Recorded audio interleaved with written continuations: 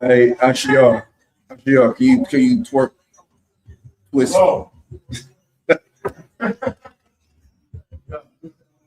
tweak, not twerk? Can you twerk it to the left? my, tweak it a little bit more this way. This way. A little bit. 3. Keep going. Back. A little bit more. Just a tad bit. Back. Perfect.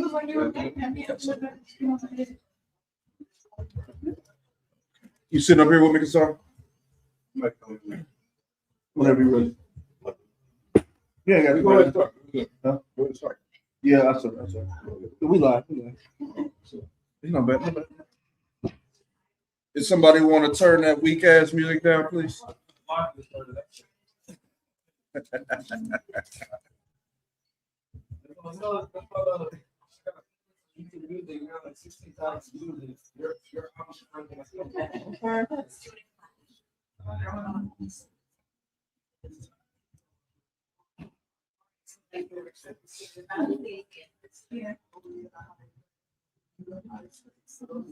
Actually, can you mute it or something?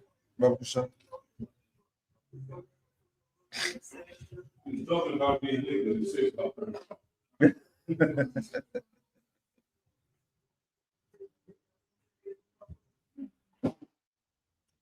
All right. Everybody good to go?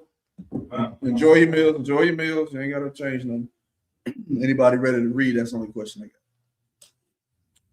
Nope. Play the music some more. Play the music some more. Y'all eat. Y'all eat. We're gonna start in about. Let's start in 10 minutes. All right. No, eat. I'm only gonna take 3 hours. That's all.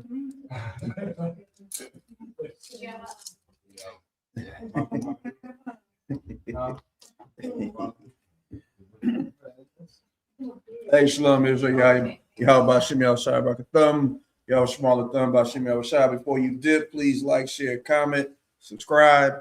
It helps the algorithm, helps push this class to other people. Not just dip in and dip out. Please share, please like, please subscribe, please comment. Any question you may have, we can answer it. We are at your service.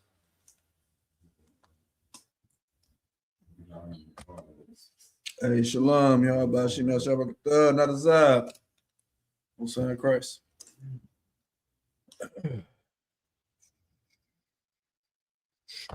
If anyone has any questions, shout out to all of y'all for coming through.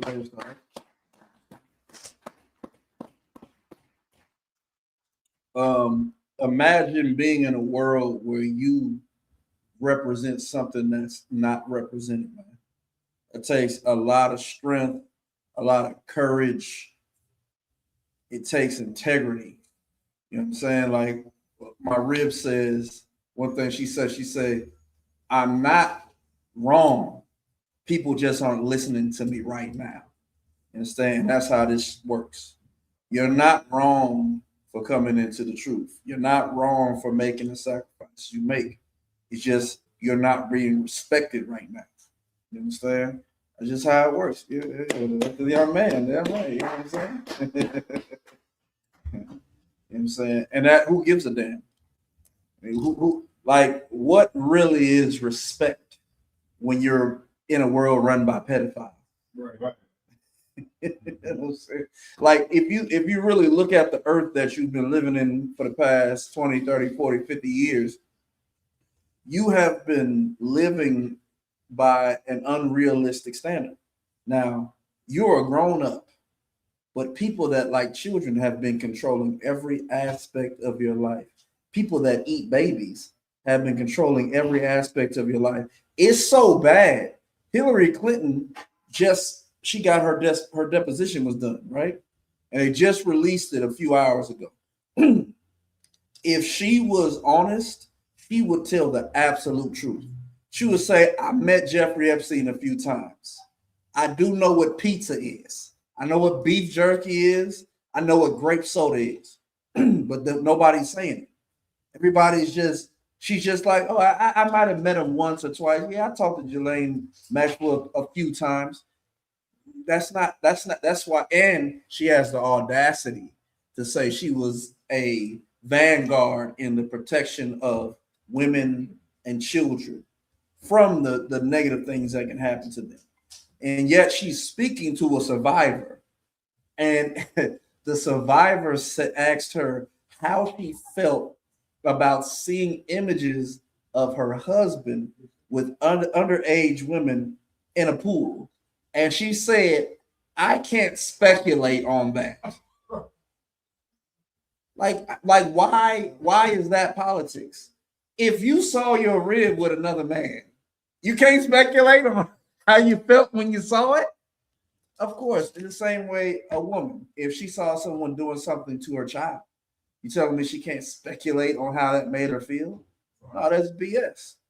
This political correctness is just lying on camera. That's really all. Right. Lying under oath, right. Lying on a paper. You know what I'm saying? But that's the world you live in. So again, the only way you can retaliate from that is you have to do something radical. You have to do something that's against society. You understand? And one of the biggest things I would say as a man, right? I think you have to, when it comes, especially when it comes to your woman, you have to love her, even if society would tell you change her. Your woman is perfect the way she was when you met her. She perfect 10 years down the line, 20 years, 30 years down the line. Right. You don't change your woman's appearance because of a pedophile society. Leslie Wexner, he bought Victoria's Secret. Leslie Wexner is a homosexual. Right. And Jeffrey Epstein was his homosexual partner. They asked him if he had sex with Jeffrey Epstein and gave him money. He said, oh no, I'm super straight. That's exactly what a homosexual would say. Yeah, when you're straight, it's not special. You don't have to qualify it. Like, are you a lesbian? No. Are you homosexual? No. You ain't gotta say, fuck no. I never touch it. Because who are you fighting against? You know what I'm saying? But you're basically what I'm trying to say is, and the same thing goes for the women with your man. What is a high value man based on what we just recently found out? Jeffrey Epstein is a high value man. Give the little brother a hand. He's on point. You know, he knows what it is. He knows what I'm gonna say before I say it. That's why I'm clapping ahead of time. You know what I'm saying? But what society has decided is high value. Even what was that dude's name? The high value dude. No. With the glasses. Kevin Sanders. He got caught with a dude. Yeah, if he has a live stream where the camera drips and there's a dude in the bed, laying in the bed with the cover on. Like, oh man, you're not. Now he died having sex with a woman, because again, when you're a homosexual, you have to prove yourself to not be homosexual all the time. You know what I'm saying? So my point is, the society that you have been living in is wrong, and as the Bible said it. It says, surely you're turning things upside down shall be esteemed the potter's clay. The society you're living in is upside down. You know what I'm saying? So if it's wrong, you can't make it right for you. You know what I'm saying? A man and a woman have to love each other because they love each other. You don't love your woman because society standard. You don't argue with your woman because of society standard. If y'all have a conflict, I would always say this. What's the point of saying some deplorable shit to your woman that you gotta apologize for?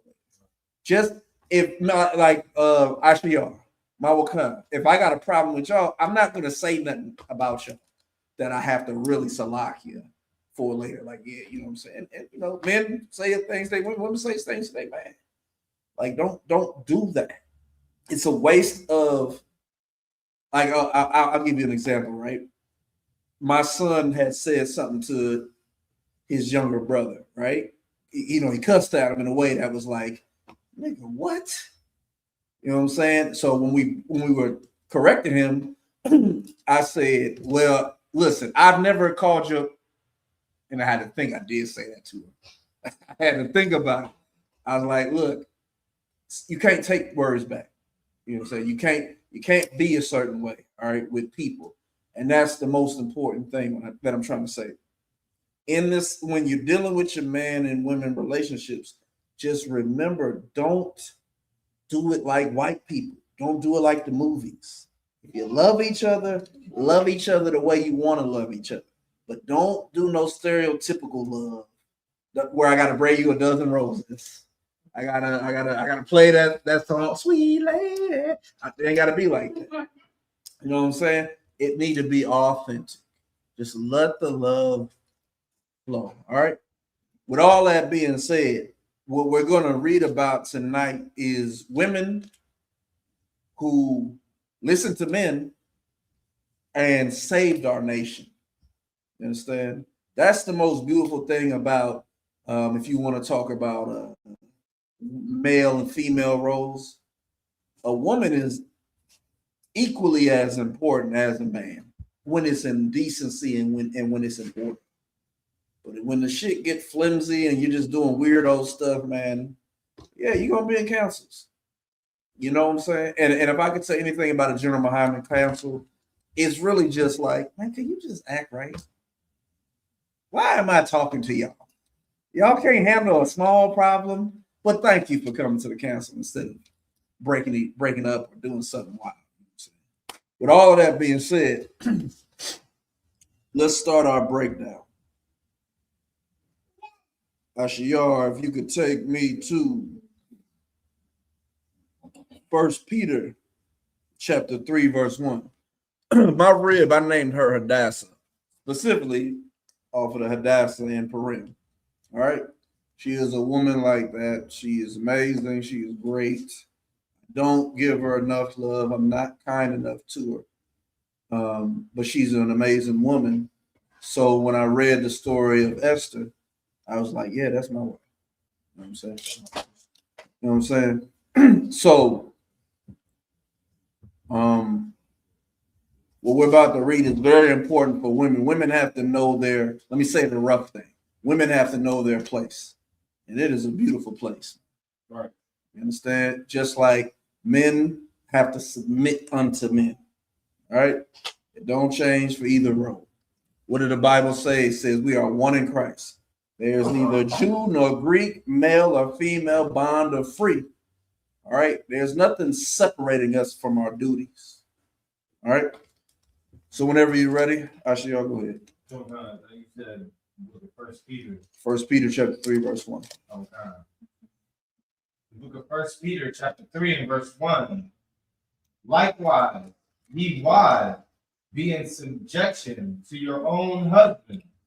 This is now, if a woman doesn't have a husband, she just needs to be in subjection to whoever is over her, right? Like commanding General YAHANNAH, your general, your captain, the officer above you.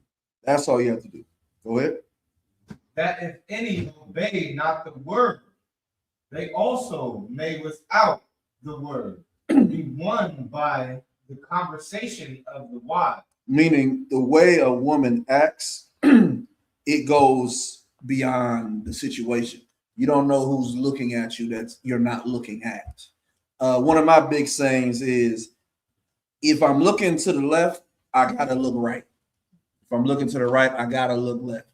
You understand? Don't just be caught up in the deer in the headlights. Just think something going on over here. You understand? So when it comes to how a woman is supposed to be, being in subjection, it doesn't matter if you have a husband or not. It doesn't matter if you're in good standings with your husband or not. Remember this about marriage. It is forever. That man and that woman, the only thing that breaks y'all up is adultery. If a woman hits you with a car and you paralyzed from the waist down, well, sis, you done messed up. You done messed up the ride for the rest of your life, but that's still your husband. All right. If your man says some horrible, deplorable things, Unfortunately, that's still your husband. All right. But you're going to get through it. As long as you know this is permanent, it should influence how you talk to each other, how you deal with each other, because your marriage to that man is not temporary. So if it's not, think just like your children, you're not giving up on your children, no matter what they do, no matter what they become. You have a homosexual son, your husband's gonna kick him out. But sis, you're gonna love him forever. That's still his son, and you hope he comes back to his right mind. But you never give up on that child. So the same thing goes with your marriage, with your relationship, or whoever's above you. You don't give up on them, right? And the beautiful thing about the school is we do have a council that will hear your plight. And if you're going through BS, the general's not just gonna say, "Oh yeah, sis, shut up and listen to him." He gonna look at that man and say, "What are you doing? Love her and treat her right. You got a problem? You need some other type of counseling. You need discipline. You understand? Marriage and your relationship with whoever up is above you, that's all discipline. It's nothing else. All right. Keep going. Verse 2. While they behold your chat conversation coupled with fear. So again, people are going to see how you act. That's not even her husband, and she respecting the hell out of him. Like, yeah, I learned that in the school. There's a lot of, I think General Muhammad said his rib Tazaliah brought him into school because she came into school first. And the way she was acting, it's like, what the hell happened? And the rest is history. You know what I'm saying? When you change, how could I say this?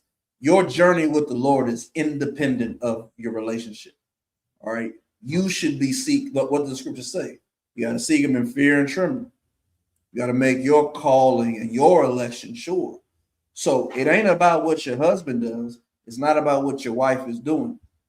Your walk with the Lord is your walk with the Lord. Apply yourself 100%. Get an A+ in this walk.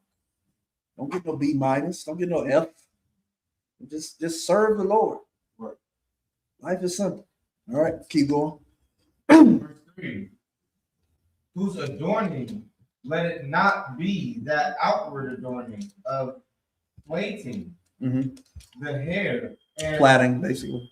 Plaiting the hair and of wearing of gold. Yeah, you don't want to just look like it on the outside. You don't want to just rock the big ass shield, the silver garment, the mitri, the shade.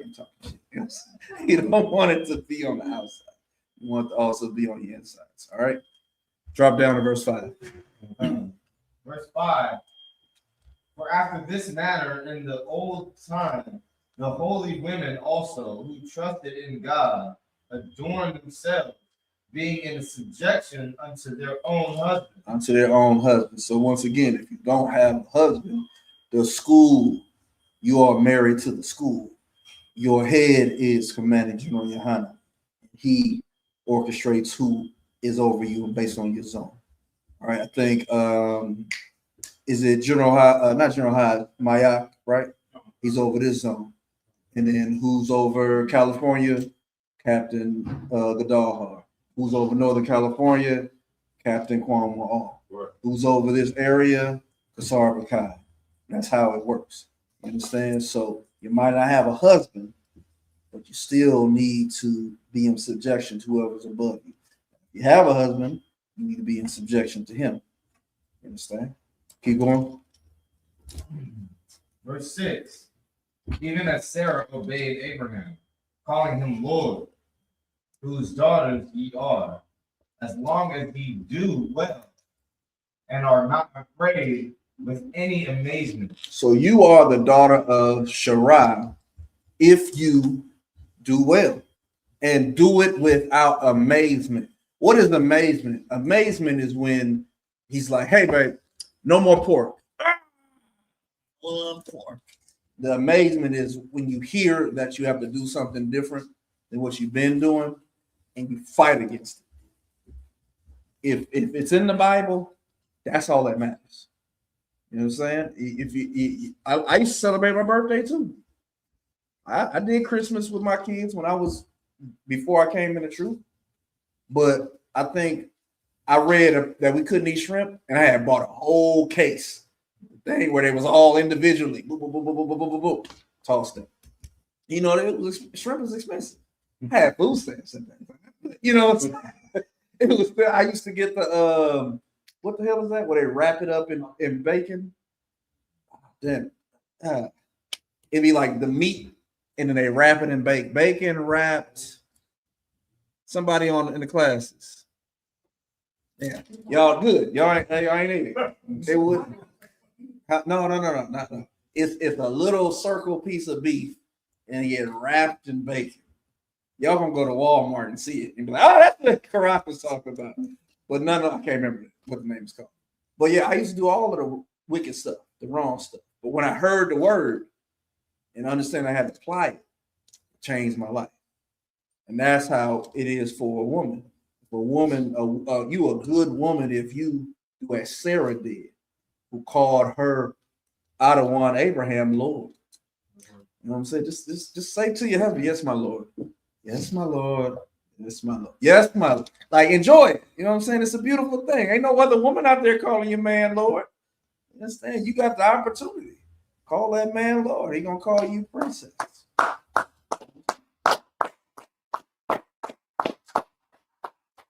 You know what I'm saying? The fight is not to run away from the scriptures. That's right. The main fight. All right. So now we're gonna get into some women who did some amazing things to save men and showed men, oh man, she did this.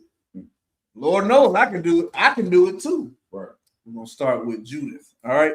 Let's go to Judith chapter 13 and verse 2.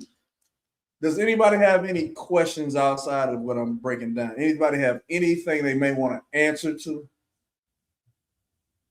Okay, everybody knows the Bible. But if you have a question, you know what I'm saying? Feel free anytime. It could be off subject. All right. If the thought comes in your mind, you say to yourself, I see we got a brother back here.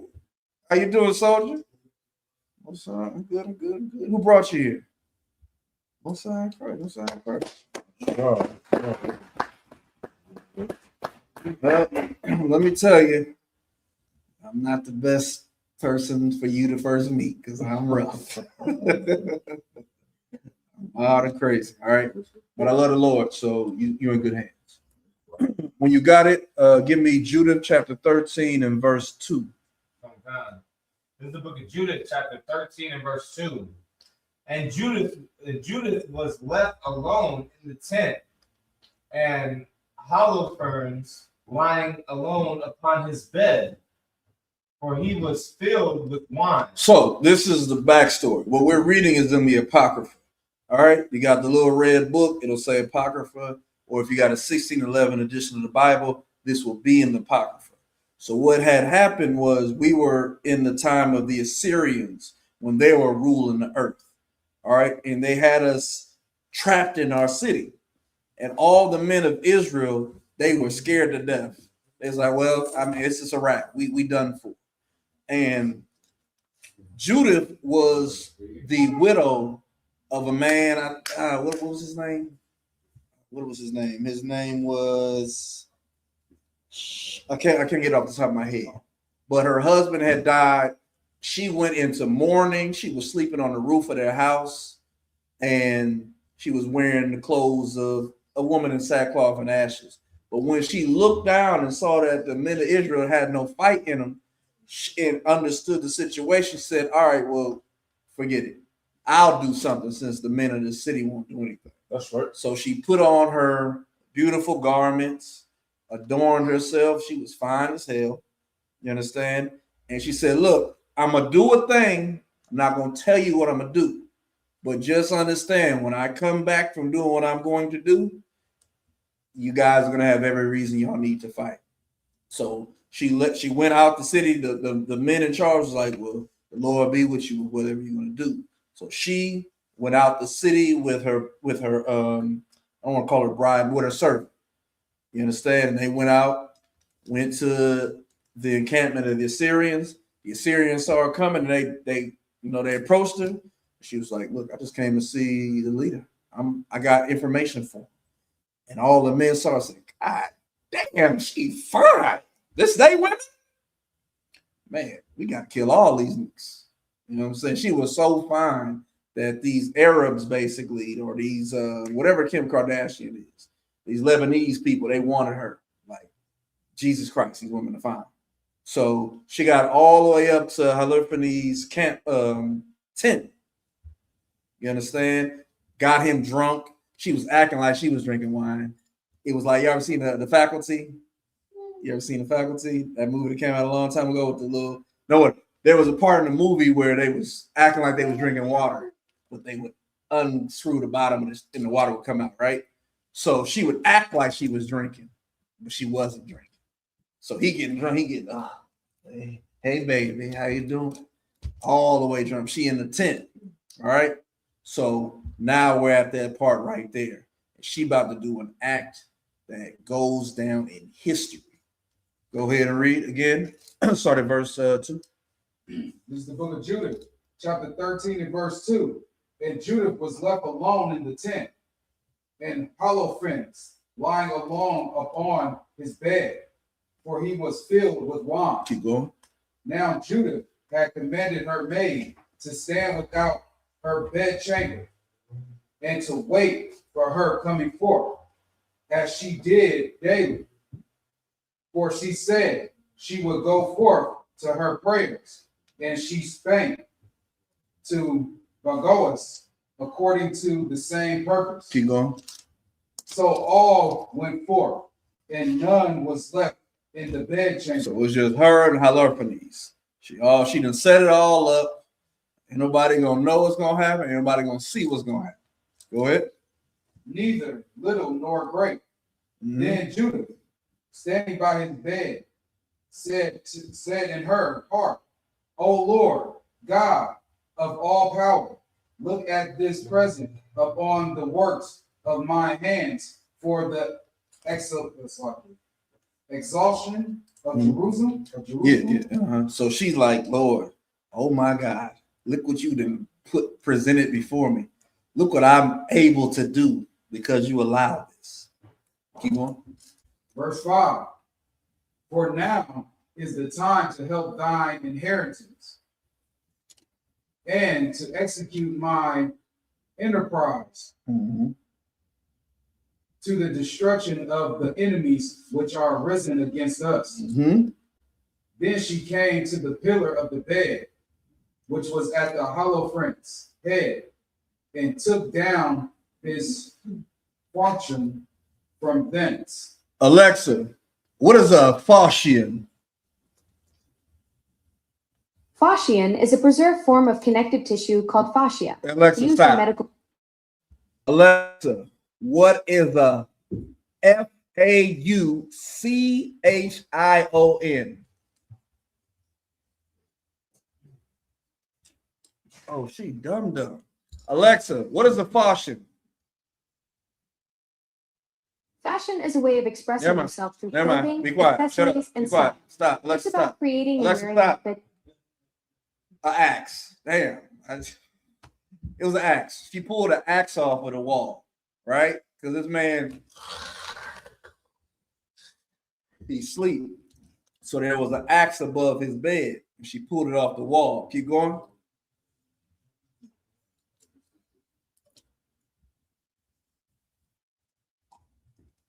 Verse 7.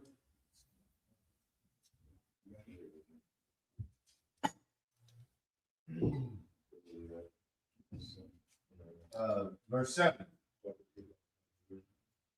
Book of Judith, chapter 13 and verse 7. And approached to his bed and took hold of the hair of his head and said, strengthen me, O Lord, God of Israel, this day. Verse 8. And she smote twice upon his neck with all her might, and she took away his head from him.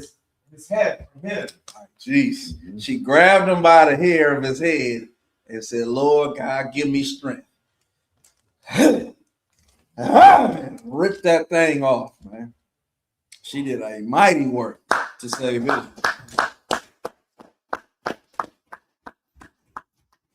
All right, keep going. Verse 9. And tumbled his body from the bed. Push them off the bed. Go ahead. And pulled down the canopy from the pillar. Disrespected the situation. Go ahead. And anon after she went forth and gave Holofernes his head to her maid. Go ahead. Verse 10. And she put in her bag of meat. She put it in her bag of meat.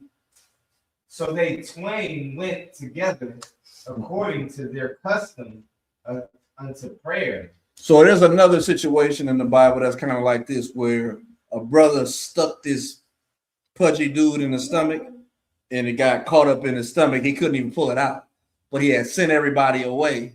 So he killed him and dipped. And when his guards came through, they was trying to, hey, they said, maybe he up in there praying. And a lot of time passed. I'm like, I don't think he's praying no more. And they finally opened up the door, found he was dead. You understand? Keep going. And when they passed the camp, they compassed the valley and went up the mountain to Bethulia. The mountain of Bethulia. Go ahead. And came to the gates thereof. So they killed him. Her maid don't know nothing about it. Just put it in the bag. You know what I'm saying? And they dipped, went their path, and came to the gates to let the men know they was back. Go to 14:1. I'm done. Book of Judah, chapter 14 and verse 1. Then said Judah unto them, hear me now, my brethren, and take this head and hang it upon the highest place of your walls. Verse 2. And so soon as the morning shall appear, and the sun shall come forth upon the earth, take ye every one his weapons, and go forth every valiant man out of the city, and set ye a captain over them, as though ye would go down into the field toward the watch of the Assyrians, but go not down. She said, get in ready, get informed, get battle ready. Keep going. Verse 3. Then they shall take their armor and shall go into their camps and raise up the captains of the army of Ashur and of Assur. Assur. Here you go. Like an army of Assur, and shall run to the tent of Holofernes, but shall not find him. Then fear shall fall upon them, and they shall flee before your face. She gave them power, instructions, and she did a thing that strengthened men. You understand? Like, women should never feel like when they're in the truth, they have no power. Right. Women, when it calls a woman a weaker vessel, it doesn't mean you don't have any strength. Right. It means you hold the most sacred thing that men need to have strength. You're not weak. You're a weaker vessel because you're China. You don't put China right here. If I bash the table and some China and it fall off, it's broke. But if I bash the table and this fall off, it's gonna stay solid. Women are weaker vessels, meaning they are more delicate. But it doesn't mean a woman don't have any strength, any power, any importance. You understand?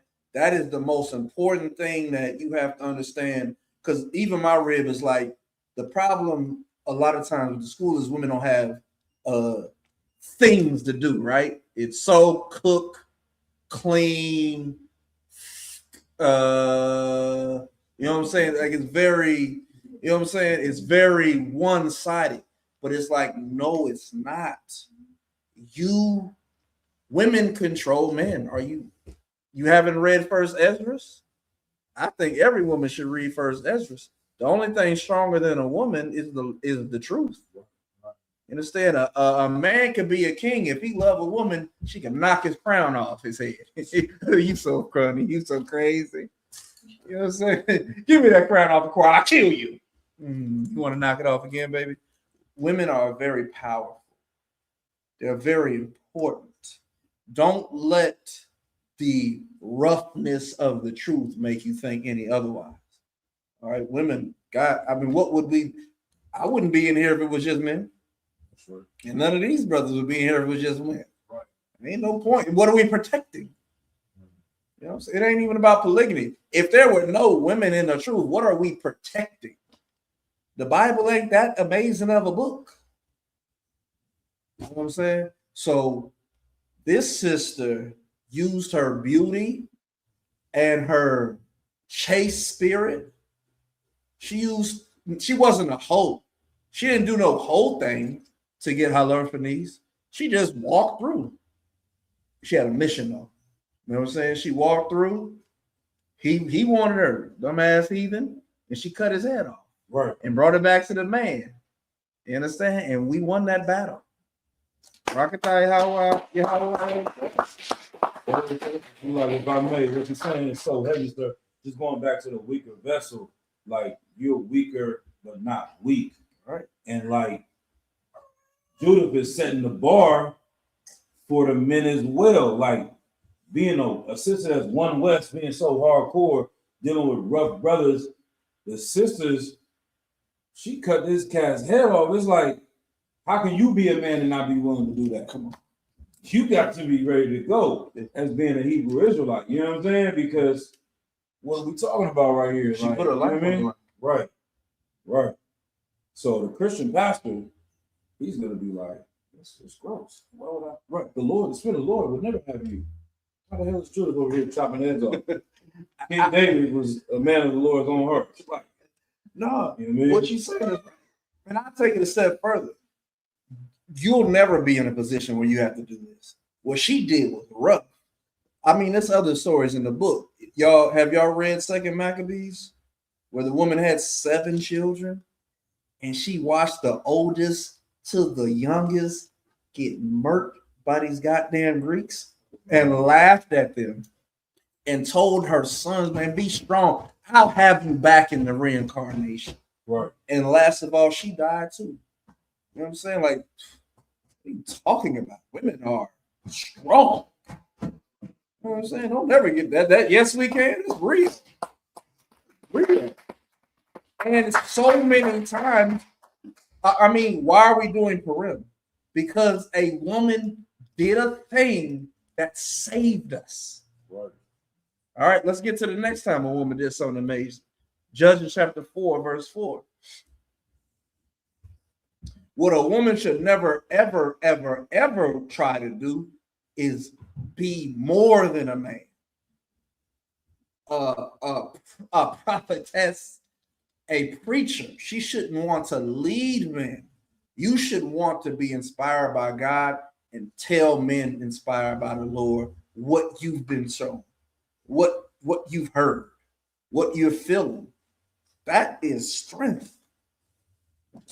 Mama Khan ain't nothing without his rib. I sure ain't nothing without his rib. What's your name? CIA? As long one ain't nothing. I'm sorry.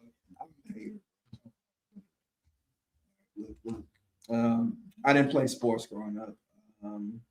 I didn't get bullied, but I wasn't the cool kid. So there we go. All right. But sorry, ain't nothing without his rib. I'm nothing without either one of my. Would have had 3. She was trash. All right. But nonetheless, you understand, women are extremely, extremely important. Don't ever think you. Please don't do that. All right. Go ahead. The book of Judges, chapter 4, and verse 4. And Deborah, a prophetess, Mm-hmm. the wife of Lapidah. Slacky. Sorry, go ahead. You read. Come on. The book of Judges, chapter 4, and verse, where we at? 4. Come. And Deborah, a prophetess, the wife of Lapidah, She judged Israel at the time. Which means she was a mother to Israel. She didn't rule over Ben. She was a mother. You're gonna see how that worked for her. Go ahead. Khan. And she dwelt under the palm tree of Deborah between Ramah and Bethel in Mount Ephraim. And the children of Israel came up to her for judgment. All right. Verse 6. And she sent and called Barak, the son of Abinoam, out of Kadesh Naphtali, and said unto him, hath not the Lord God of Israel commanded, saying, go and draw toward Mount Tabor, and take with thee 10,000 men of the children of Naphtali and of the children of Zebulun? She's not giving him orders. She's saying, did not the Lord say that? And she's a mother to Israel. All right. She called Barak. She didn't give orders. She called Barak. Obviously, Barak was in charge. Keep going. Khan. Verse 7. Matter of fact, skip to 8. Okay. Khan. Verse 8. And Barak said unto her, if thou wilt go with me, then I will go. But if thou wilt not go with me, then I will not go. And she said, I will surely go with thee. Notwithstanding, the journey that thou takest shall not be for thine honor. For the Lord shall sell Sisera into the hand of a woman.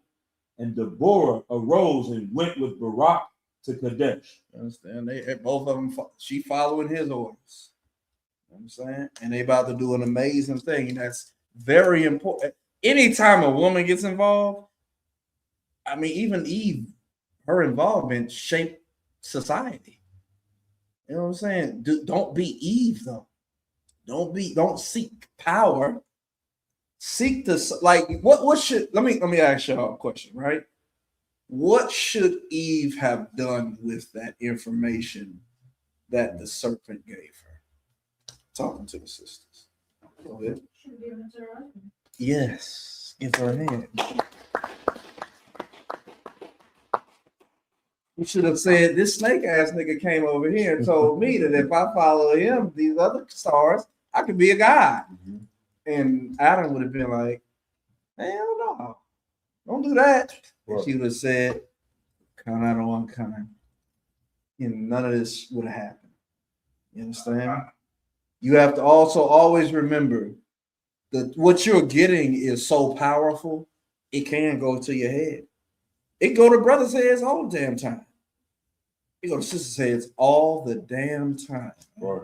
Some of the stories I done heard about people that lead the truth or the whatever they was going in the truth, I'm like, what? They did what? The president did what? Like, it's like, what are y'all doing? All I'm doing is reading the scriptures and keeping the law. I'm not doing all the weird stuff y'all doing. But some people out there, even the fact that General Muhammad has to say every year, the Passover is coming up. If I see your wife crying, like, why you got to do that every year? Because people is here and they grandstand. Like, get over it, man. I took my other red to counsel. She thought she was gonna win. It didn't go her way. He's like, sis, I think you need to change. And she didn't want to hear nothing else out of the general mouth no more. I thought the general was gonna tell me, man, Corral, what the fuck are you doing? It just didn't go that way. You know what I'm saying? Like, with that being said, keep going. Khan. The book of Judges, chapter 4 and verse 10. Let's start with 14. Khan, verse 4. The book of Judges, chapter 4, verse 14.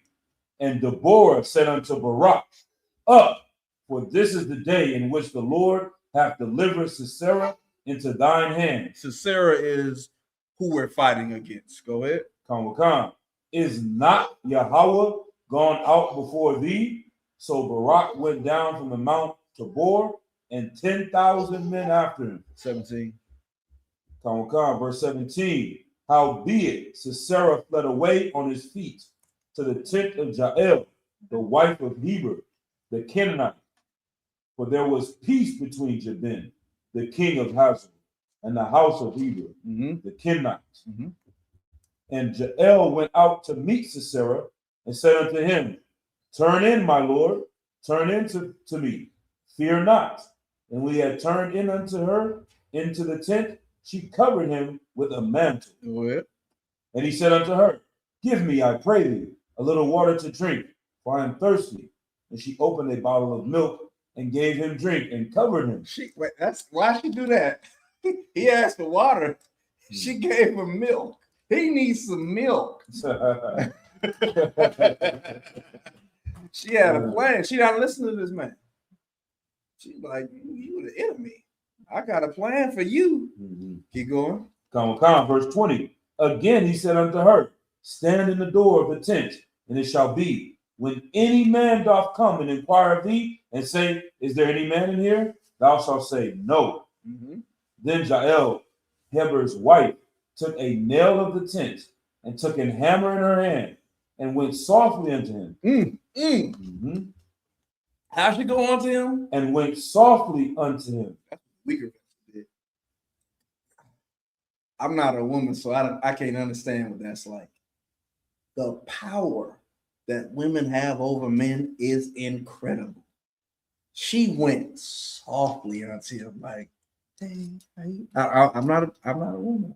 How they do it? But she did. She just walked. I just imagine she in the tent, something lacy, not see-through, but you know what I'm saying? She was looking good. You know what I'm saying? Doing extra stepping every time she walks. And was like, hey, you want me to braid your hair? He's like, yeah, sure. You want something to drink? Hell yeah. She went softly onto him.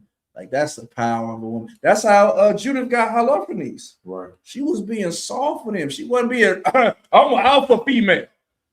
She was being soft. She was like, oh, I don't drink. Okay, I'll drink with you. She was doing all of that stuff. Went softly onto him. Go ahead. And went softly unto him and smote the nail into his temple. God damn. You know what the nail of a tent is? It might as well be a spike for a railroad. Because you gotta that into the ground. She took a nail and go ahead. What did it say? It said she did it twice. And smote the nail into his temple. Oh, okay. And fastened it into the ground. What? Hold on. God. Can you see that? She was like, no, go ahead and lay here, my lord. Until that was in the ground. Go ahead. Come. For he was fast asleep and weary. Oh. So he died. He wasn't even, she killed him in his sleep. Golly, Most High in Christ. This Deborah said Sarah is going to be delivered by the hand of a woman. Jael did it. Killed him in his sleep. Judith killed him in his sleep. Right. God, be careful, my brother. Watch it. Watch how you talk to her when y'all awake. What that Bobbitt chick did, right? She cut the white man's ride off. I think he was asleep. I could be wrong. Be careful. Talk to each other with love. All right. This is all I'm saying. All right. What's it like? What's it say? Don't go to sleep. Right. Bible, right? Pull that. Don't sleep with sin. You know, yeah. This is a very important scripture. No matter how you deal with each other, sometimes I'm not really lovey-dovey, right? I have to tell myself, say I love you. I have to tell, I'm going to sleep, and you can naturally say, hey man, I love you. I have to tell myself, say it. I love you. All right, man, I love you too. You gotta, do it. Fucking love her, brother. Love her with extreme, what's the fucking word they use? Prejudice. Love her with extreme prejudice. Don't halfway love her. Don't quarter love her. Don't 3/4 love her. Love her, brother. I'm 40 this year. You understand? I don't have much time left. You gotta love her, man, because nigga, when you die, you going up to get judged, man. I'm at 40, bro. It ain't much life. What am I doing the next 40 years? Sit here and read the Bible? It's love her. Sis, love them. Give them all that damn, give them 100% love. Brother, give her 100% love. She might kill your enemy in his sleep. All right. That's right. Let's keep going. Last Come. Ephesians. two more. Ephesians chapter 4, verse 26. Be ye angry and sin not. Be ye angry, but don't break the law. Go ahead. Let not the sun go down upon your wrath. That's not so literal. All right. It's not like you look out in the sky, oh, the sun going down. Let me get right with you. Just don't. The sun going down is in your spirit. Don't rest with that energy. All right. That's your human. That's your human. Don't. I mean, what could y'all do? What could you have a problem with that person that you love so much? Malachi, you didn't have children with the sister. How could y'all not love each other?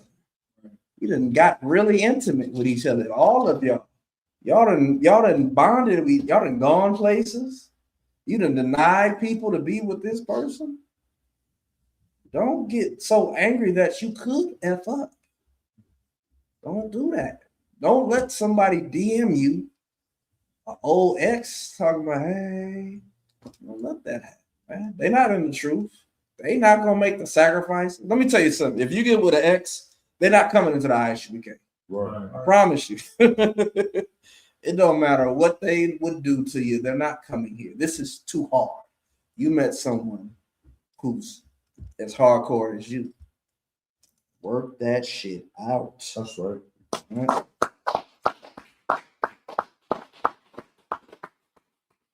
All right.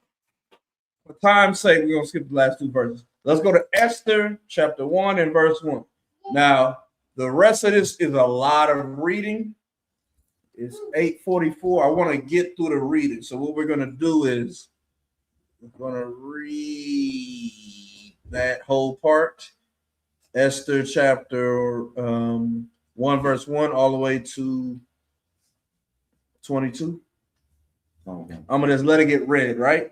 The next thing after that is going to be Esther chapter 2 verse 5. God damn, I hate me. To 23. We're just going to read it. You know, we got tomorrow too. I know that's Okay. this is all setting up for tomorrow. And then we're going to read Esther chapter 3 verse 7 through 11. And Esther chapter 4 verse 3 through 17. It's a lot of reading, but this is the setup for the closing. All right. So let's just do this. I'm not going to talk. I'm just going to summarize what we're about to read. All right. Nothing more. Come. All right. So go ahead. Come. The book of Esther, chapter 1 and verse 1. Now it came to pass in the days of Ahasuerus. This is Ahasuerus, which reigned from India even unto Ethiopia. Artaxerxes, the nigga from 300. Go ahead. Come. Over 107 and 20 provinces. Verse 2, that in those days when the king Ahasuerus sat on the throne of his kingdom, which was in Shushan, the palace. In the 3rd year of his reign, he made a feast unto all princes and his servants, the power of Persia and Media, the nobles and princes of the provinces. If you are tuning in, please like, share, comment, subscribe before you dip. Share us on all your social medias. It is very helpful for the algorithm. Thank you. Keep going. Come. Verse 4, when he showed the riches of his glorious kingdom and the honor of his excellent majesty many days, even 180 days. Verse 5, and when these days were expired, the king made a feast unto all the people that were present in Shushan, the palace, both unto great and small, 7 days, in the court of the gardens of the king's palace. 7. Verse 7, and they gave them drink in vessels of gold, the vessels being diverse one from another, and royal wine in abundance, according to the state of the king. And the drinking was according to the law. None did compel, for so the king had appointed to all the officers of his house, that they should do according to every man's pleasure. Verse 9, Also, Vashti, the queen, made a feast for the women in the royal house, which belonged to King Ahasuerus. Verse 10. On the 7th day, when the heart of the king was merry with wine, he commanded Mehuman, Biztha, Harbona, Bigtha, and Abagatha, Zethar, and Carcass, the 7 chamberlains that served in the presence of Ahasuerus, the king. Verse 11, to bring Vashti, the queen, before the king with the crown royal, to show the people and the princess her beauty, for she was fair to look on. So Kim Kardashian, basically, in modern day society, even though I don't think Kim Kardashian is fine or pretty or anything. She looked like Jafar if you see her in a normal form. But technically, by today's standards, she looked good, right? Go ahead. Verse 12. But the queen Vashti refused to come at the king's commandment. I'm not coming, Kanye. Go ahead. By his chamberlains. Therefore was the king very wroth, and his anger burned in him. Then the king said to the wise men, which knew the times, for so was the king's manner toward all that knew the law, that knew law and judgment. 15. Verse 15. What shall we do unto the queen Vashti according to law? Because she has not performed the commandment of the king Ahasuerus. Mm-hmm. One time, sir, say Ahasuerus. Ahasuerus? Yeah. Okay. By the chamberlains. Verse 16. And Memucan answered before the king, the princes, Vashti, the queen, hath not done wrong to the king only, but also to all the princes, and to all the people that are in all the provinces of the king Ahasuerus. Mm-hmm. Verse 17. For this deed of the queen shall come abroad unto all women, so that they shall despise their husbands in their eyes, when it shall be reported. The king Ahasuerus commanded Vashti, the queen, to be brought in before him, but she came not. Likewise, all the ladies of Persia and Media say this day unto all the king's princes, which have heard of the deed of the queen. Thus shall there arise to much contempt and wrath. Mm-hmm.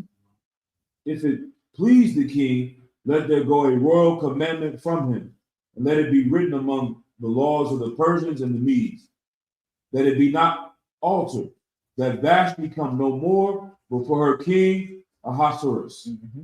And let the king give her royal estate unto another that is better than she. Mm. Verse 20. And when the king's decree, which shall be published throughout all his empire, for it is great, all the wives shall give to their husband honor, both to great and small. Mm-hmm. Verse 21. And the same pleased the king, the princes, and the king did according to the word of Memucan. Verse 20. For he sent letters into all the king's provinces, into every province according to the writing thereof, and to every people after their language, that every man should bear rule in his own house, and that it should be published according to the language of every people. So King Artaxerxes, basically, this is Xerxes. Once again, your best reference is 300, right? The bald-headed, jewelry covered, halfway homosexual looking dude. All right. So they were celebrating their feast day. And remember, much like tabernacles, somebody to do? Oh, okay. Much like tabernacles, much like the Feast of Dedication, biblically, people celebrated multiple days. Just like how these women nowadays, it be their birthday month. It don't just be their birthday day. They celebrate from the 1st to the 31st. You know what I'm saying? Like, that's how celebrations were. You would celebrate for a week mandatory. Understand? So Xerxes, he was celebrating this high holy day. They was pouring up wine, pouring up everything in specific cups, all different, beautiful, royal, rich, costly. All right. So they getting drunk, and Xerxes like, listen, I bought the kingdom no murk, powdered murk, canned murk. Like Xerxes was like finesse, you know what I'm saying? No packing. You understand? Why they bop? Like Xerxes was on that stuff when he got drunk. You understand? He was there. So he getting on. He like, hey, tell Shug to come here. You understand? This is Vashti. And she was like, I'm with my niggas. I'm with my bitches. You understand? We enjoying our time. You know what I'm saying? So he got word like, hey, sir, she not coming up. And they said, what? They started whispering. Remember, it was no boop de boop de boop de boop. Rumors was spread. Rumors was the big thing. Send the canary. You know what I'm saying? Send the crow. Instead, message get back real quick. So they was like, hey, what she did, that's gonna look bad on you. And if it look bad on you, it's gonna make all these broke Persians out here look bad in front of their women. You're gonna have to do something to correct this problem. And he was like, what should I do? His fiduciary, I learned that because of Jeffrey Epstein. The people that took care of him, his princes, his advisors, was like, you're gonna have to get a new woman. Right. Yeah. Vashti can't be the queen no more. We're gonna have to do something to get, and they started an American Idol. All right, and who's the biggest loser? All right, they figured out who's going to be someone to replace Vashti. And the king was like, sounds good to me, let's do it. Because you have to understand, sex has been marriage forever. Right. You understand? It has not been this paper, it has not been the ring, it ain't been whatever that's a whole nother tangent.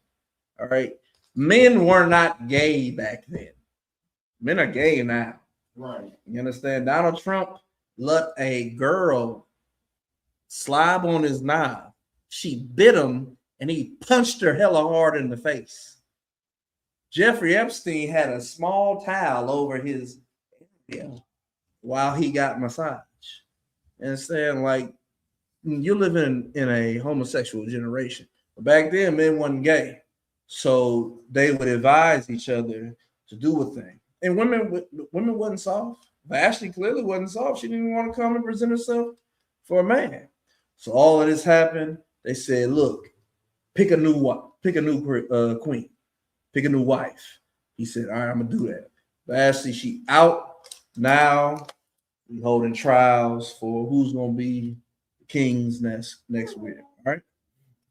From there, let's go to Esther chapter 2 and verse 5. Khan, the book of Esther, chapter 2, and verse 5.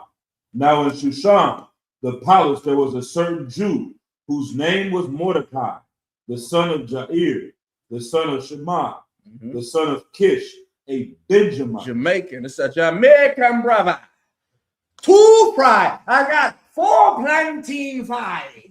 Yes, I got 2 a pussy cloud egg. You understand? That's what you got to always remember about the Bible. When you read about Saul, when you're reading about Mordecai, these Jamaican men. They just they don't talk like you. They're not from your area. Real.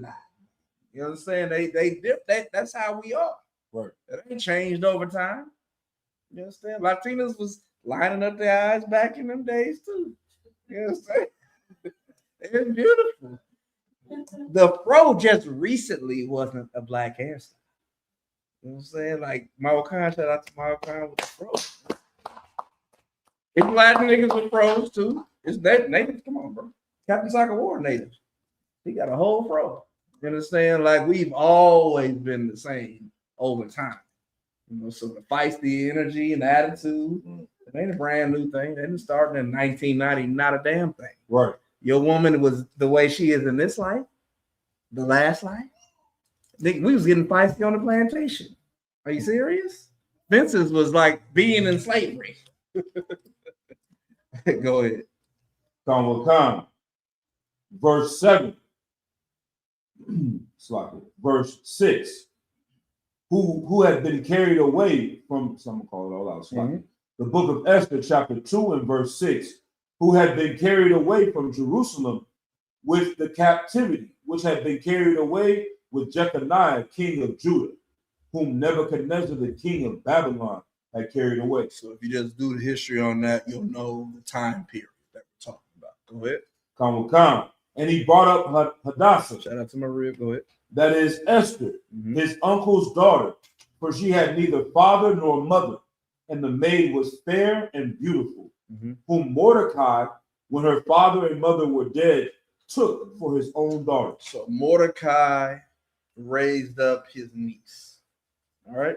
Don't forget that part. Keep going. Come, verse 8. So it came to pass, when the king's commandment and his decree was heard, and when many maidens were gathered together unto Shushan the palace, America's Next Top Model. Go ahead. to the custody of Haggai, that Esther was brought also unto the king's house, to the custody of Haggai, keeper of the women. So she was out there with a harem. The dude that's watching them, I think he got castrated. So he ain't had no sexual impulse when it came to women. You know what I'm saying? That's the only way it works. Man, he ain't gonna watch it that's wild. I don't know what that could be like. You get your balls cut off and now you don't even care about a woman. You're like, whatever. Oh god damn. Oh, God. I couldn't do it. Go ahead. Come. Verse 9. And the maiden pleased him. She was fine. Go ahead. Come. And she obtained kindness of him.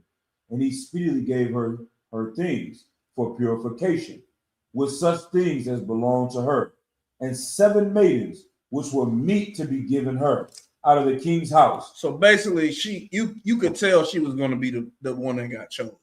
Like everything's kind of being put in her hand so that she can, you know what I'm saying, she getting set up. Like Fantasia, right? She can sing, like she's gonna win. You already know she's gonna win American Idol. All right, go ahead. Come.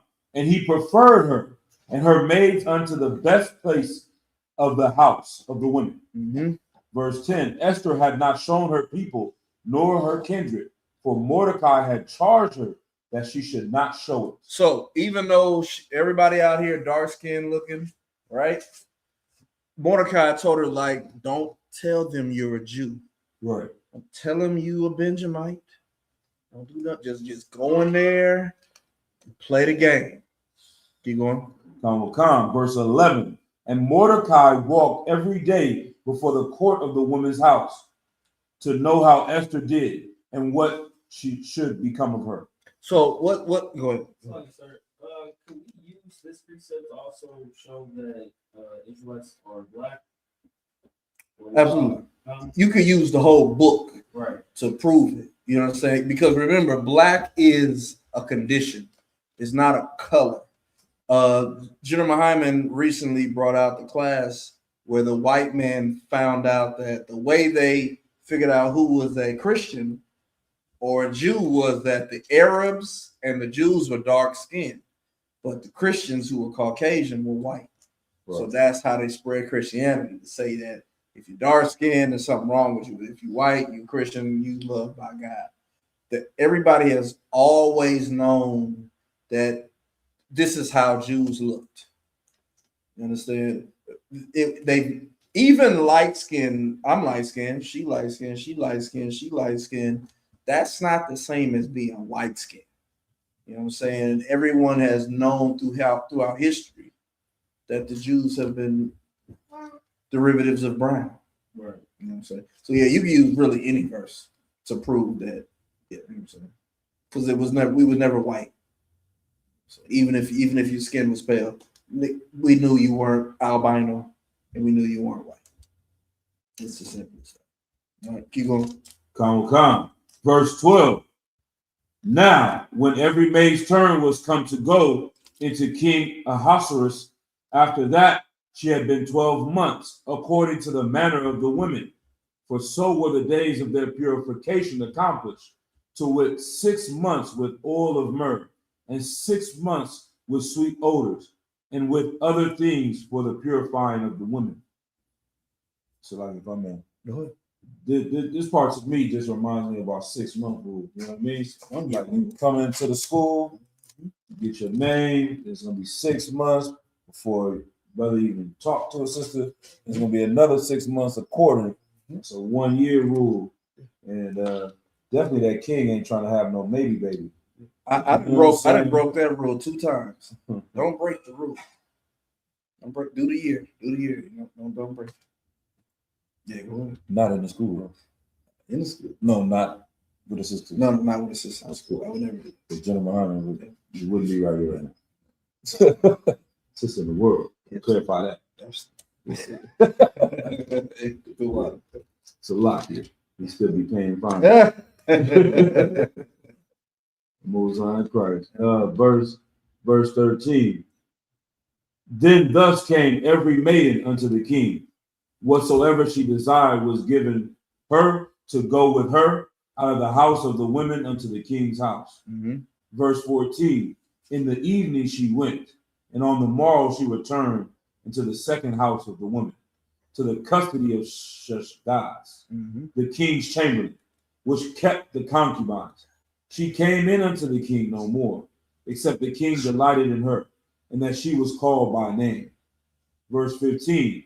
Now when the turn of Esther, the daughter of Abihail, the uncle of Mordecai, who had taken her for his daughter, was come to go in unto the king, she required nothing but what Haggai, the king's chamberlain, the keeper of the women, appointed. Meaning she was wiser than other women. She didn't request something strange. She requested something that was easily accessible. It was very humble of her. Go ahead. Khan. And Esther obtained favor in the sight of all them that looked upon her. So Esther was taken unto King Ahasuerus to his house royal in the 10th month, which is the month Tebet, in the 7th year of his reign. And the king loved Esther above all the women, and she obtained grace and favor in his sight more than all the virgins, so that he set the royal crown upon her head and made her queen instead of Vashti. That's it. She won. She did everything right and won. You know what I'm saying? Go ahead. Khan. Verse 18. Then the king made a great feast unto all his princes and his servants, even Esther's feast. And he made a release to the provinces and gave gifts according to the state of the king. Verse 19. And when the virgins were gathered together the second time, then Mordecai sat in the king's gate. Esther had not yet shown her kindred nor her people. Yeah, she still ain't told the king who she is. Go ahead. Khan, as Mordecai had charged her. Because she listened to her uncle. For Esther did the commandment of Mordecai, like as when she was brought up with him. Go ahead. Was it wrong for Mordecai to give his niece to this king? No, because of course, you shouldn't lay down with the heathen. But unfortunately, this was going to happen no matter what. There was no way out of this. You know what I'm saying? So all he really did was tell her, like, picture it like this, right? It'd be like if you walked out this door right now and a helicopter picked you up. Like you couldn't do anything to stop it. So since the helicopter picked you up, do what you have to do to get through this situation, because your purpose is bigger than what's about to happen to you. You understand? So this had nothing to do with the normal don't sleep with a heathen. We were in captivity, so you couldn't do anything. Just like on a plantation, if a white man, like, think about it like that. If a white man had sex, God, I don't want to say that. Think about the opposite. If a white man wanted to do something to you, she couldn't stop it. You understand? So it's like, just deal with it. We're going to get through it. I have a plan. So the same thing with Esther. It was like, just deal with it. We're going to get through it. I have a plan. Keep going. Khan. The book of Esther, chapter 2, and verse 21. In those days, while Mordecai sat in the king's gate, two of the king's chamberlains, Bigthan and Teresh, of those which kept the door, were wroth and sought to lay hand on the king Ahasuerus. Trying to kill Xerxes. Go ahead. Khan, verse 22. And the thing was known to Mordecai, who told it unto Esther the queen. And Esther certified the king thereof in Mordecai's name. That's the power that she gained from this situation. She was able to certify that what Mordecai had revealed to Xerxes is true. It's true. Listen to him. Listen to me. she gained power from this situation. Your auntie sleeping with a white man ain't power. The broad from what's that scandal? They know they have power. Said this was power. She became queen. Vashti was Persian, just like Xerxes, and she gave it up just because she wanted to be in part of the feminist movement. Understand? Esther would have given especially if you read the editions of Esther. Holy shit, man! She tells you like, I did not want to do this at all. Ugh, vomit. Understand? She only did it because she was commanded by her uncle. You know what I'm saying? So keep going. Verse 23. And when inquisition was made of the matter, it was found out. Therefore, they were both hanged on a tree, and it was written in the book of the Chronicles before the king. So what Mordecai had brought to Esther and Esther brought to Xerxes, they found out, it was proven, them two niggas got lynched. Understand? They just lynched a brother like a week and a half ago, man. And what they tell us? There was no foul play. There was no racism. There's not a black person on the planet that would hang himself. And this is what I mean. You know why we wouldn't hang ourselves? Because we know what would happen when we die. We know that they would be made a racist charge. Ain't nobody ever thought of lynching themselves as black. Ever. I watched that movie Shawshank Redemption, and when the old white dude hung himself, I was like, why would you hang yourself? That's what I said. I'm like, you free. All you doing is bagging the groceries. Bagging the groceries up. He was like, I can't do it. Stood on a chair and kicked it over. Jeffrey Epstein, they said that nigga lynched himself. I think before he died, because I knew nothing about the Epstein, none of that shit. I saw, it's crazy. I think it was CNN or Fox or something. It was like Epstein going around eating food. Anybody remember that, or is it just me?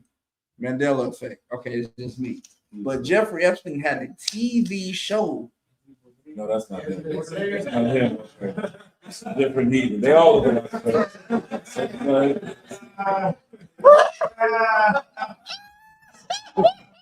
Steve Urkel. Oh, Jimmy.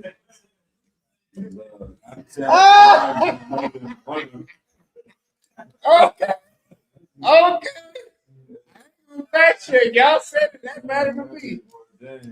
Oh, that is. See? But why? Nigga, you eating food? Yeah, they do look alike. Yeah. Damn. If I made Dave Chappelle, we'll get back to it. So he talked about that with the where they killed himself. He said I had a homeboy. I think that's where I got money, and he lost money, got married, now he lost everything, working at Foot Locker. And he did the whole story of how messed up his brother's life was. He said, but yeah, that nigga didn't kill himself. Like Jeffrey Epstein had the best job in the world. Yeah, that's why I got it. That's why I got it. That's right. Yeah. Damn. Well, wow. There you go. Yeah. It don't matter. If I was this nigga, I don't even want to say it, but he got rich off of robbing niggas. You're not killing yourself. This nigga went to jail as a PDF file and got to get out during the day. He drink a pound of Merc. Whole Merc. Cow Merc. He ain't about to kill himself, man. You out of your damn mind, man. Right. And he white. You know the problem. The micro penis, man. That was the problem, man. You got a micro dick, you're gonna do some weird shit. That's the problem. Rockadai how shine for the black women, Latin women, and women. You rarely have to deal with that. It's common amongst them. What is it? The game, the world to lose your soul. So he's just going up there with money. Huh? I killed myself. So all right. With that, that's what the Yeah. Where you draw the line at? Right. Y'all seen Black Dynamite when he figured out what the anaconda malt liquor was about? And he said, "Do you want me to kill you?" He's like, "Yeah, kill him." These niggas go and start a pedophile ring because I got a small dick. That doesn't fix the problem, sir. Yeah. All right, we out of here. Let me get Esther chapter 3, verse 7. It's so much. 7 through 11. Come on, let's go. I ain't breaking this down. Kawakan, the book of Esther, chapter 3 and verse 7. Mm-hmm. Yeah, 2:11.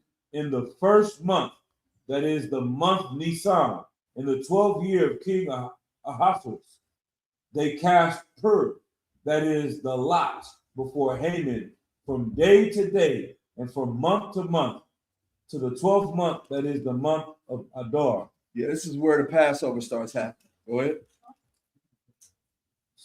Mm-hmm. Go ahead. What do we got? Context. Or you You want that? You already putting the hit out on Mordecai. Yeah. Okay. Yeah, cut. So, when you read what we read a minute ago, right? We didn't read any of chapter 3 at all. Correct, right? But when you read Second Ezra chapter 2, verse 23.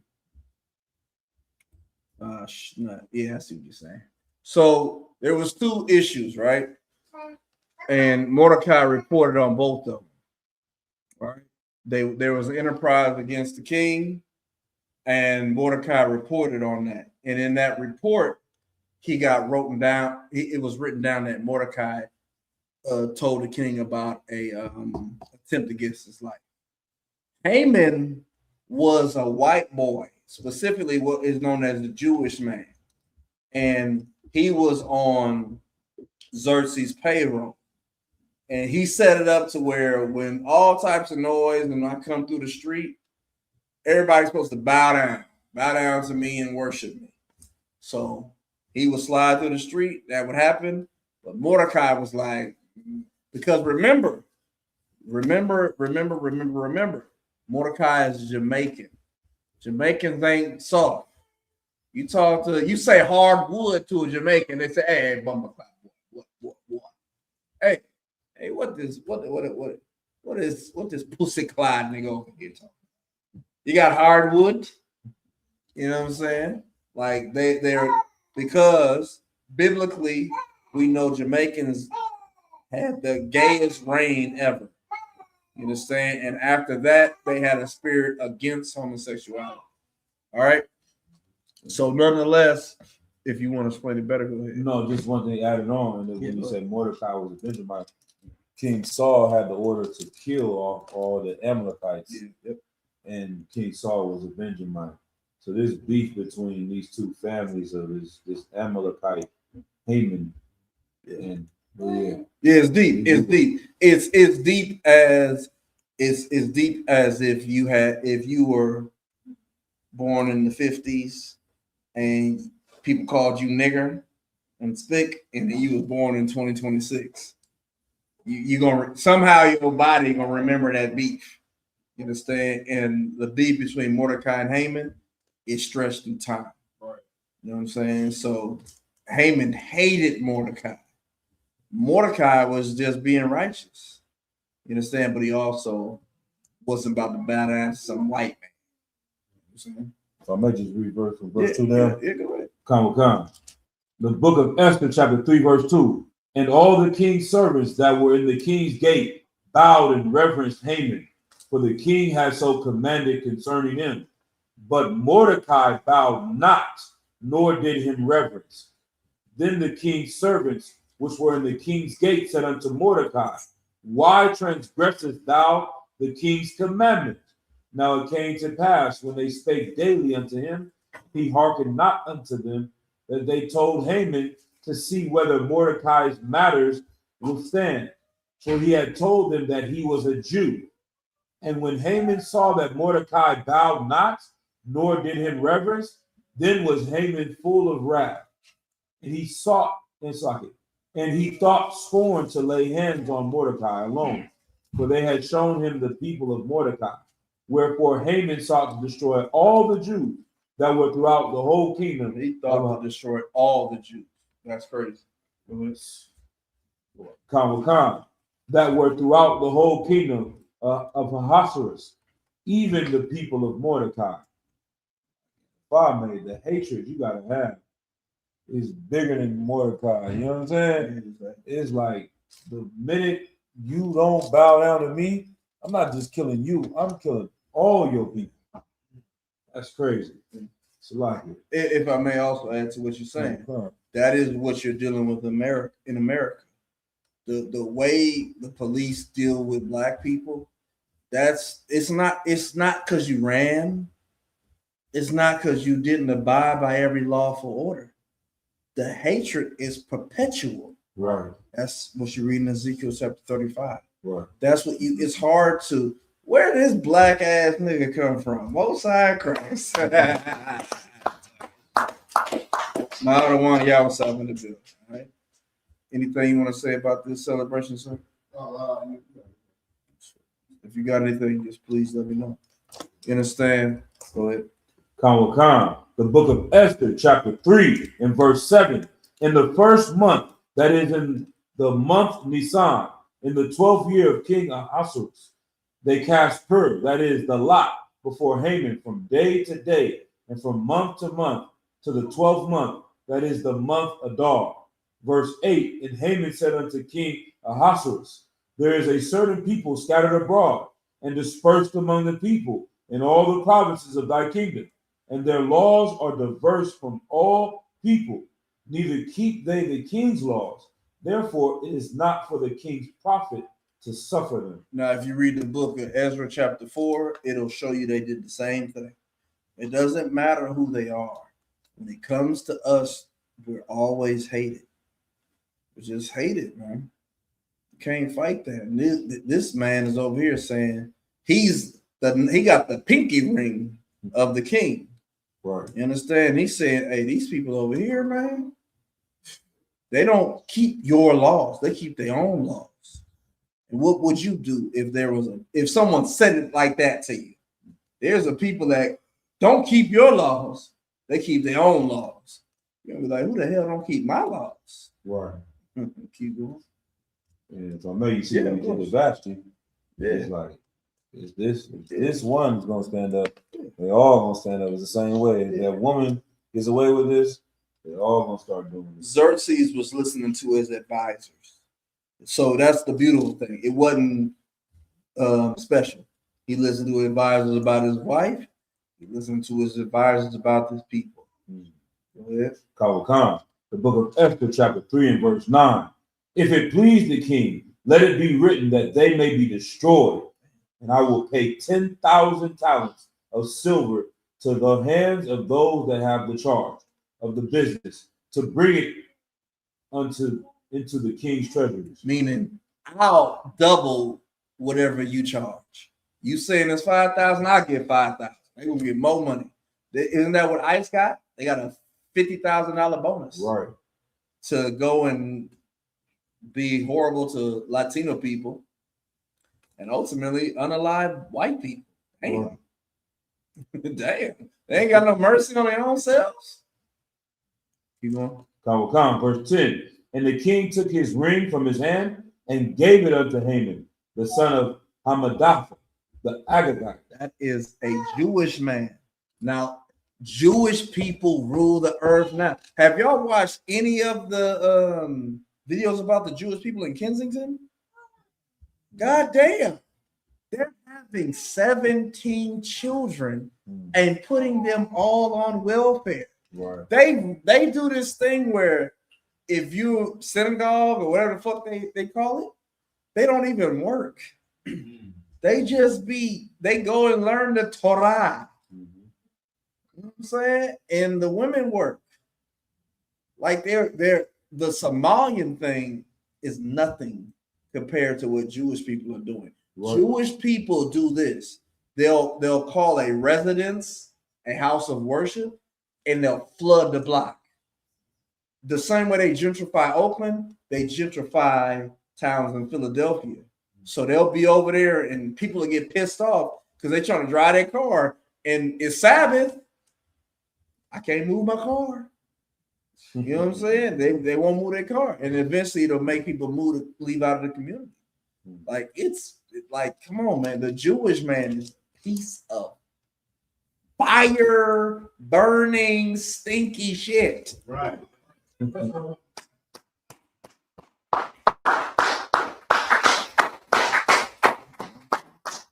yet we get all the stereotypes. I'm gonna tell you, Latin people, they're gonna say Latin people lazy if they get a chance. If they say niggas lazy too. I'm saying, what are you talking about? Have you seen how we hustle? We hustleomics. You know what I'm saying? They'll say anything about you, and you can't say anything about them. Anti-Semitic, even though we're Semitic. Go ahead.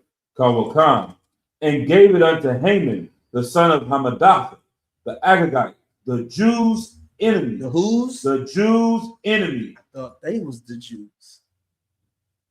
This is Amalek. Amalek is the so-called Jew.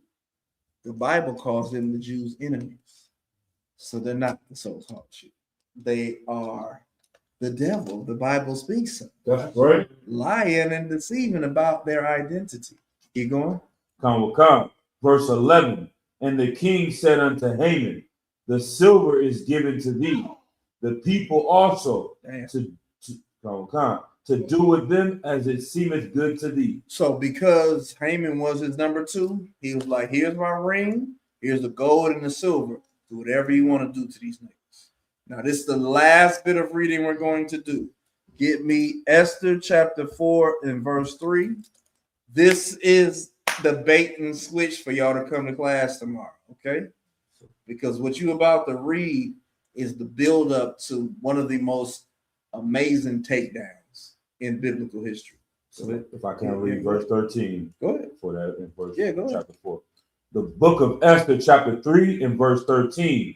And the letters were sent by post into all the king's provinces to destroy, to kill, and to cause to perish all Jews, both young and old, little children and women, in one day, even upon the 13th day of the 12th month, which is the month Adar, and to take the spoil of them for a prey. Jesus Christ. You know what that means? You know what the spoil of them as the prey? What they do in the South after they lynch a nigga. No, let the dark skin. I'm talking shit. What do they do after they lynch black people? Come on, let me come on.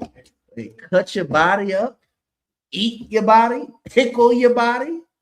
When they burnt down Tulsa, Oklahoma, they made postcards saying "running out the Negro."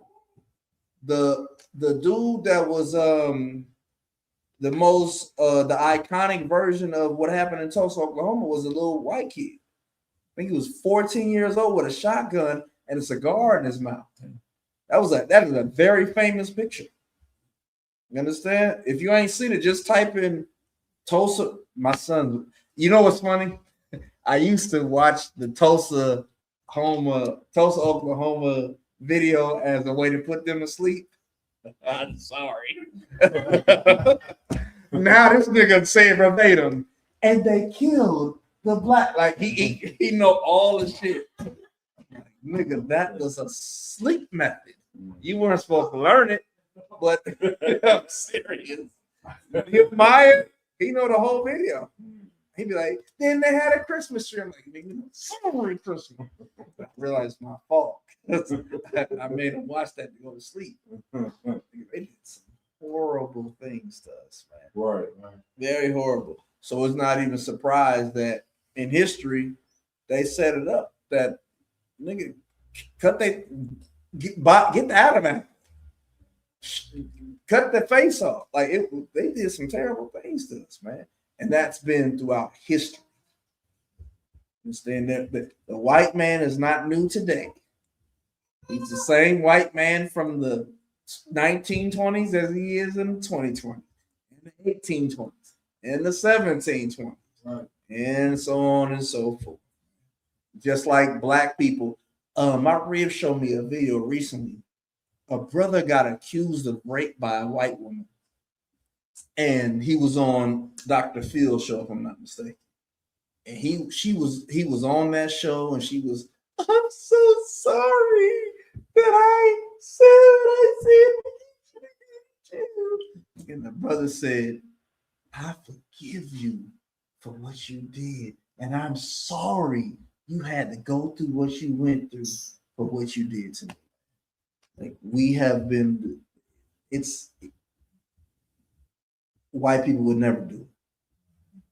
Look at what happened when Donald Trump didn't win the damn election. They shit on the damn Nancy Pelosi's table. The Latina woman had to hide behind the door. If they would have found her, they would have unalived her. And what they get? A presidential pardon. Right. You are not safe in this country. Right. ISUPK is your only safety, man. That's right.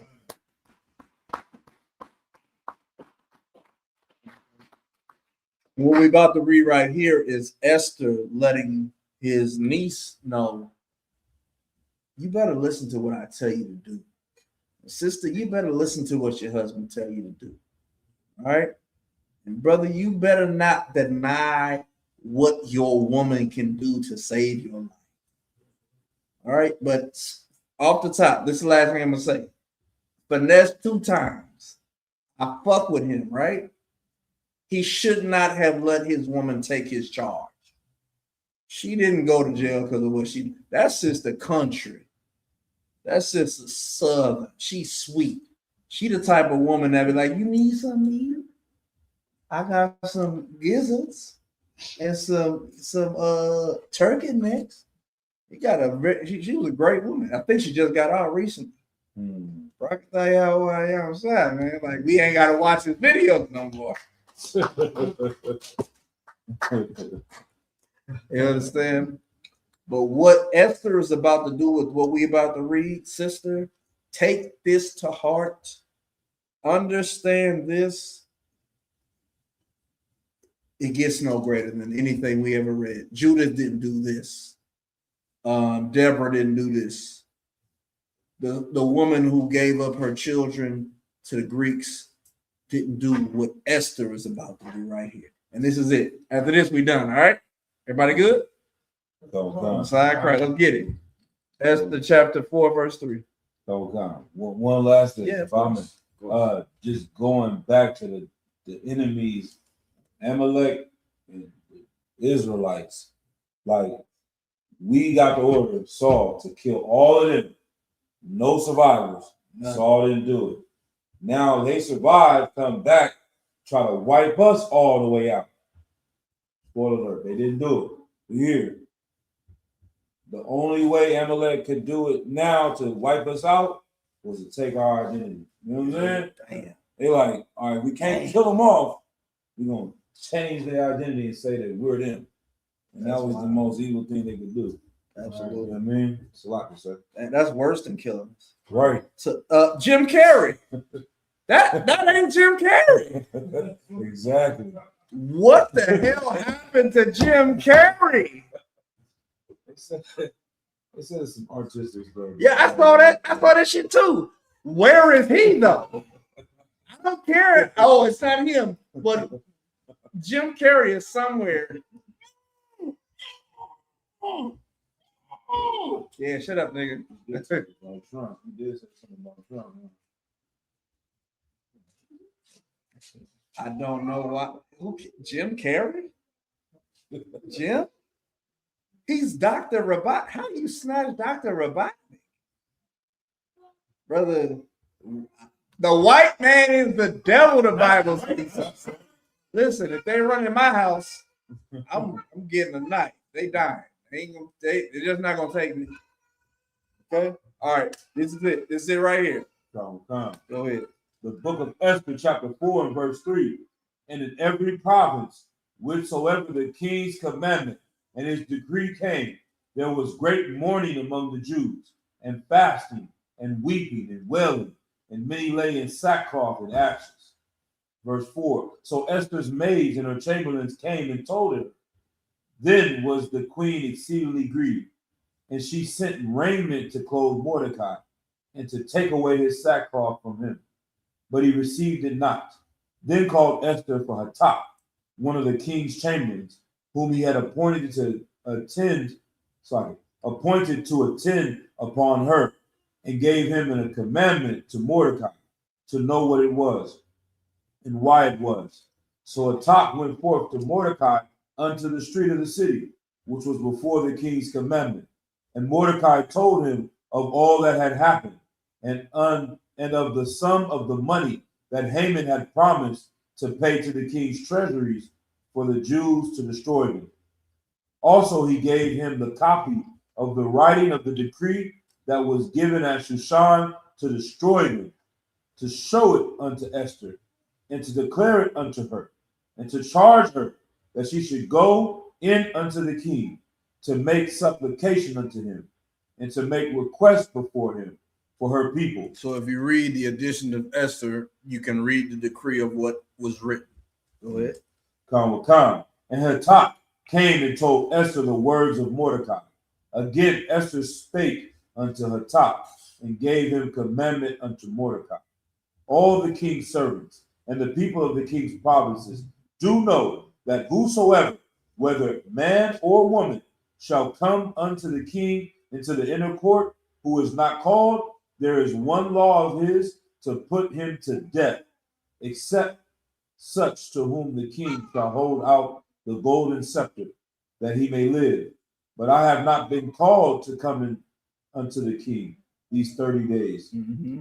And they told Mordecai Esther's words. 14. Verse 14. For if thou altogether holdest thy peace at this time, then shall their enlargement and deliverance arise to the Jews from another place. Mordecai told Esther, if you don't go in there and save your people and protect them from what this goddamn Jewish bastard has set up through the Assyrians, this is going to come through someone else. Go ahead. Come. But thou and thy father's house shall be destroyed. You're not going to escape the punishment, because the minute they know who you are and what lineage you come from, you're going to die just like the rest of us. Go ahead. Come. And who knoweth whether thou art come to the kingdom for such a time as this? Mm-hmm. Then Esther bade them return Mordecai this answer. Verse 16. Go, gather together all the Jews that are present in Shushan, and fast ye for me, and neither eat nor drink 3 days, night or day. I also and my maidens will fast likewise, and so will I go in unto the king, which is not according to the law. And if I perish, I perish. So Mordecai went his way and did according to all that Esther had commanded. Those last 4 scriptures is heavy as hell. You understand? Like life and death are in the balance of what's happening right here. Right. All right. Mordecai told her, don't hold your peace. You might have been set up just for this reason. Right. If you don't do this thing to save your people, trust me, somebody else will do it. So you ought to do it. And Esther came back and said, I bet. Listen, tell Mordecai, I'm going to fast for 3 days with my maidens. You fast for 3 days. And I'll break the law. The law says that if the Lord don't call you in here, he can kill you unless he put that golden scepter over you. I'm going to go in there even though I don't have an order. I don't have a time period set up to go speak to the king. But if I die, I die. You just do your part. And Mordecai said, Osiah Christ, let's do it. Understand? That's this. That's this life. That's your life, sister. Putting your life on the line. Putting your reputation on the line. Putting your comfort on the line. Putting your family on the line. Christ What did Christ do when it came to family? Any sister know what Christ did when it came to family? If you don't, I'll ask the brothers.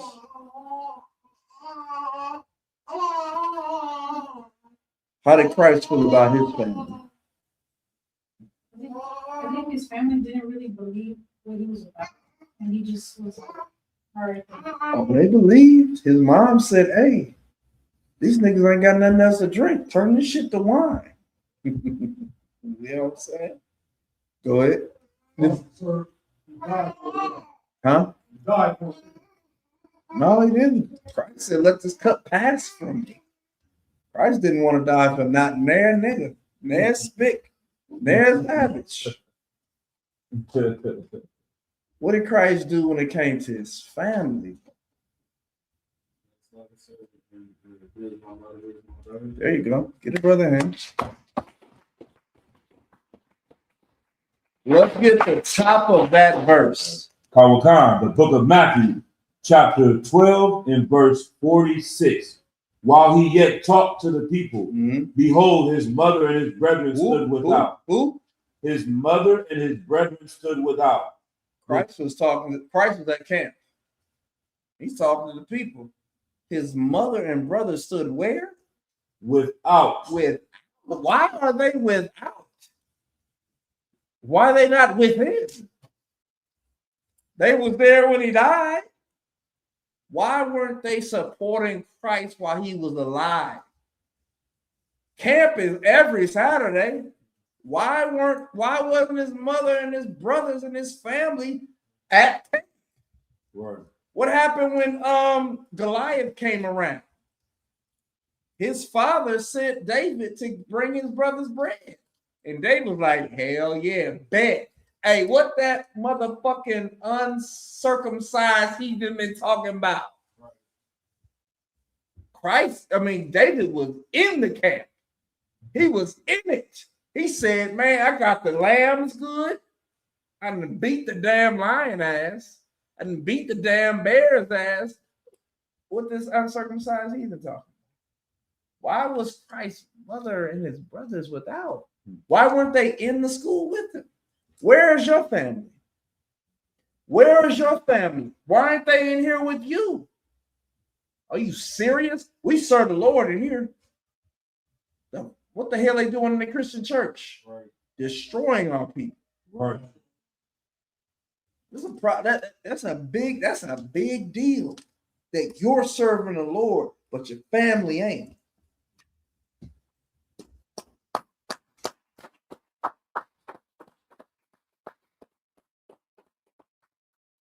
Go ahead, keep going. Khan. While he yet talked to the people, behold, his mother and his brethren stood without, desiring to speak with him. Then one said unto him, behold, thy mother and thy brethren stand without, desiring to speak with thee. Verse 48. But he answered and said unto him that told him, who is my mother, and who are my brethren? And he stretched forth his hand toward his disciples and said, behold, my mother and my brethren. For whosoever shall do the will of my Father, which is in heaven, the same is my brother and sister and mother. Listen, Esther proved herself on this day because when her uncle told her what to do and she didn't want to do it, he said what he said. She said, okay, you're right. Salakia, sir. I'm going to go in unto the king. And if I die, I die. And Mordecai didn't say, oh, well, don't say that. It ain't that serious. Mordecai said, okay, do your job. You have a job in here. You are to endure unto the end. That's right. That is your job. You are not to be confounded by some fake Israelite about the scriptures. Right. What you gonna get confounded about? What's that book? Ruth. Ruth was an Israelite. Okay, she wasn't a Chinese woman. Jesus Christ's foremother is not a Chinese woman. Right. Okay, what you gonna get confounded by? God didn't come to save everybody, not even all of us. And Christ spoke in parables to confuse us. Right. He wants to kill some of us. Okay? You want to know, Christ want to kill some of us? He told us not to stop fake Israelites from being fake Israelites. He said, let them be fake Israelites. They're going to prove us right. Right. And guess who's going to get murked? Pilate murked. Can murked. Them fake Israelites. No murk. That's how it's set up. Somebody got to die. And somebody got to live. These little babies, they got to live. Right, right. But nigga, don't bring your kids in this thing and take them out. Take yourself out. Let Commander Journey YAHANNAH keep them. Take your bitch ass out of here. Right. Let's raise them kids without your bitch ass. That's right.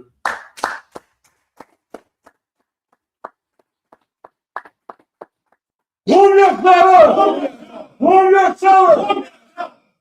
don't get no more serious than this. And again, what Esther, this is the prequel to what she did. She told her uncle, this ain't my time. He said, this is your time. If it ain't your time, no sweat. Somebody else gonna do what you were sent to do. And she got it real quick. She didn't sit there and say, okay, well, we'll wait another 100 years. She said, okay, if it's my time to shine, then I'm gonna shine. If I die, I die. Because what did she know? She knew that if she died, someone else would come up in the place. Christ died, and we're in his place. I pray you understand. Right. With that, I conclude. Any questions, any comments, anything? Y'all do got questions, comments, anything. Y'all just don't want to ask me because I'm going to take 28 hours to finish it. Most High in Christ. With that, I pass the class over to priest. The only comment I got is this day and age, if that was like Nicki Minaj, she would have been like, fuck them niggas and just let everybody die and see. Like, I'm gonna stay in the house and live. Nicki Minaj, Cardi B, That's all right. Meg Thee Stallion, Come on. Powdered Murk. Powdered Merkin. That's all. No, High in Christ. No, so with that, you want to call it? All right. We're gonna give one courtesy salute to the teacher, men of Israel, Michael, which means to stand. I Muslim Shabbat. I Muslim Barak. Yahweh Yadum Matah. All right, sword, sisters stand. Unless you holding a baby, you ain't got to. You good. Right. Put the feet at a 45-degree angle, like a pizza slice. Head bow to show humility. All right. Men of Israel, I'm Muslim Shabbat. I'm Muslim Barak. Yadim Matah.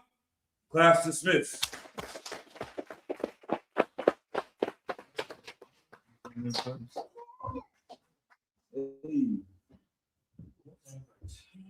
Play the nigger music, not that it's